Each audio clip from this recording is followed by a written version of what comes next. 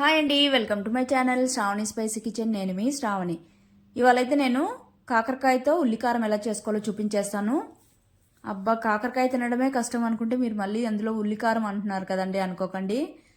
కాకరకాయ అనేది చేదు ఉంటుంది, కాకపోతే మనం చేసుకునే విధానాన్ని బట్టి కూడా చేదు అనేది ఉండకుండా చాలా టేస్టీగా కూడా తినొచ్చు.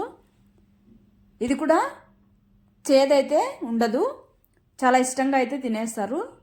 అందులోనూ ఈ బిటర్ గార్డ్ అంటే దీన్ని బిటర్ గార్డ్ అని కూడా అంటారు. హెల్త్ బెనిఫిట్స్ కూడా చాలా ఉన్నాయి. ఫైబరు అలానే విటమిన్ ఏ, సి కూడా ఎక్కువగా ఉండడం వల్ల మన హెల్త్ కూడా చాలా మంచిది. అలానే స్కిన్ హెల్త్ని బాగా మెయింటైన్ చేస్తుంది. కాబట్టి దీన్నైతే తినని వాళ్ళు కూడా తప్పకుండా ట్రై చేయండి. చేదు అనేది అస్సలు ఉండకుండా ఉంటుంది. లేట్ చేయకుండా అయితే ప్రాసెస్లోకి అయితే వెళ్ళిపోదాం. ముందుగా అయితే నేను ఇక్కడ ఒక 1/2 kg కాకరకాయలు తీసుకున్నాను, మీడియం సైజ్వి. ఈ విధంగా పైన స్కిన్ని మరీ ఎక్కువగా కాకుండా లైట్గా పీల్ చేసేసుకొని చివరలు మొత్తం కట్ చేసేసుకొని ఒక కాకరకాయని నేను ఈ విధంగా 2 పీసెస్గా కట్ చేసుకుంటున్నాను.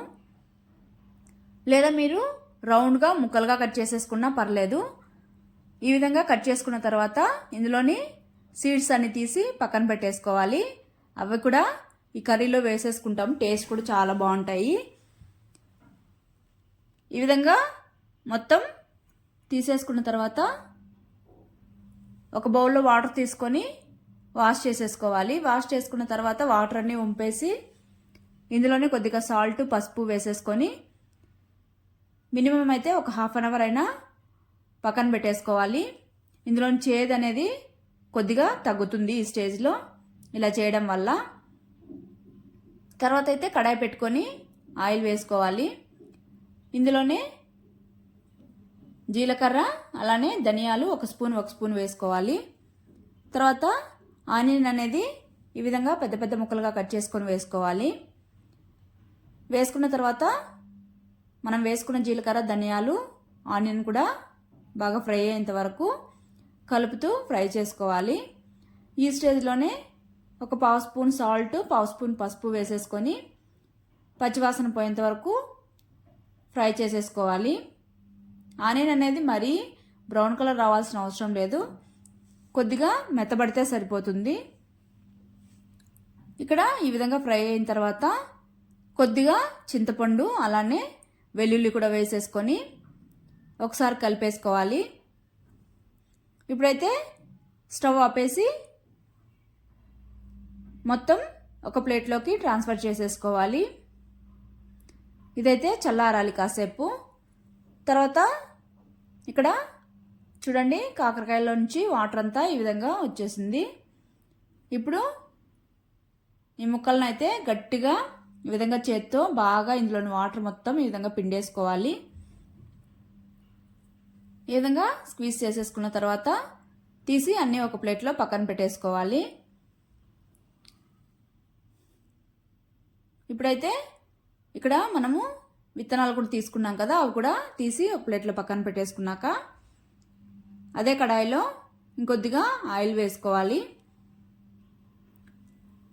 ఆయిల్ వేసుకొని ఈ కాకరకాయ ముక్కలను అయితే బాగా ఫ్రై చేసుకోవాలి. మరి ఎక్కువ కాకుండా ఒక 60% ఫ్రై అయితే సరిపోతుంది. మిగిలింది మళ్ళీ ఉల్లికారంలో కూడా కాసేపు ఫ్రై చేస్తాం కాబట్టి ఇక్కడ ఒక 50 to 60% ఫ్రై అయితే సరిపోతుంది. ఈ విధంగా ఆయిల్లో అయితే కలుపుతూ మంటను లో టు మీడియం ఫ్లేమ్లోకి అడ్జస్ట్ చేసుకుంటూ ఫ్రై అయ్యేంత వరకు ఫ్రై చేసుకోవాలి. ఇక్కడ ఫ్రై అయిపోయాయి, తీసి ఒక ప్లేట్లో పక్కన పెట్టేసుకోవాలి. ఇందులోనే మనం సీడ్స్ తీసి పక్కన పెట్టుకున్నాం కదండి, అవి కూడా ఫ్రై చేసేసుకొని పక్కన పెట్టేసుకోవాలి. ఇవైతే మధ్యలో కరకరలాడుతూ భలేగా ఉంటాయండి కర్రీలో. ఇవి తీసి పడేయకండి.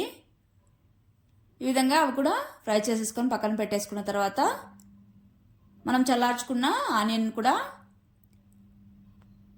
మొత్తం మిక్సీ జార్లోకి ట్రాన్స్ఫర్ చేసేసుకొని ఇందులోనే రుచికి తగినంత సాల్టు అలానే 1.5 స్పూను కారం కూడా వేసేసుకోవాలి. వేసుకున్న తర్వాత ముందుగా ఒకసారి అయితే మిక్సీ పట్టుకోవాలి, వాటర్ ఏం వేయకుండా.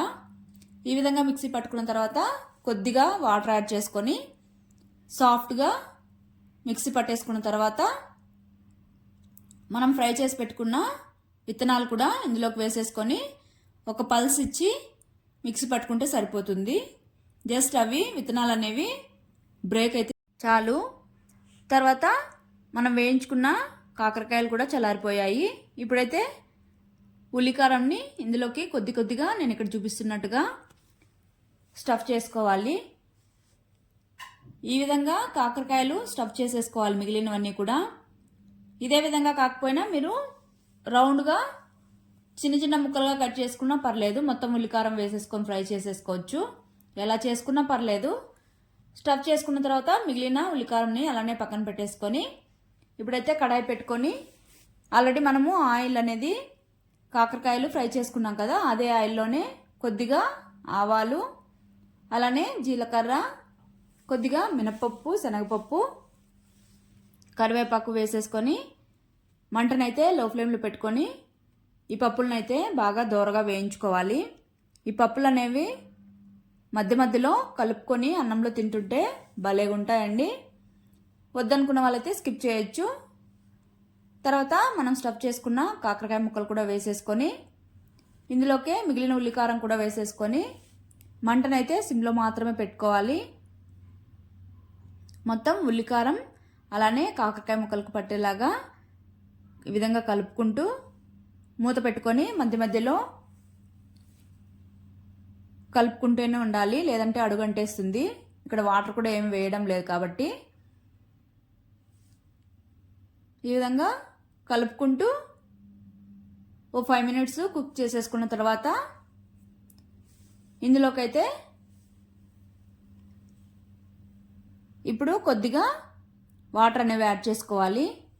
వాటర్ యాడ్ చేసుకున్న తర్వాత చివరిగా ఓ 2 మినిట్స్ కుక్ చేసుకొని ఇందులోనే కొద్దిగా బెల్లం యాడ్ చేసుకోవాలి. యాడ్ చేసుకున్న తర్వాత 2 మినిట్స్ ఉంటే సరిపోతుందండి. మన కాకరకాయ ఉల్లికారం అయితే రెడీ అయిపోయింది. వేడి అన్నంలోకి అయితే భలే యమ్మీగా ఉంటుంది, అస్సలు మిస్ అవ్వద్దు. తినని వాళ్ళు కూడా లొట్టలు వేసుకొని తినేస్తారు. ఇదైతే తప్పకుండా అయితే ట్రై చేయండి. ట్రై చేయని వాళ్ళు కూడా, చేసిన వాళ్ళైతే ఓకే, ట్రై చేసి మీకు ఎలా వచ్చిందో కామెంట్ చేయండి. అలానే మన ఛానల్ అయితే సబ్స్క్రైబ్ చేసుకోండి. Okay, bye, thank you for watching.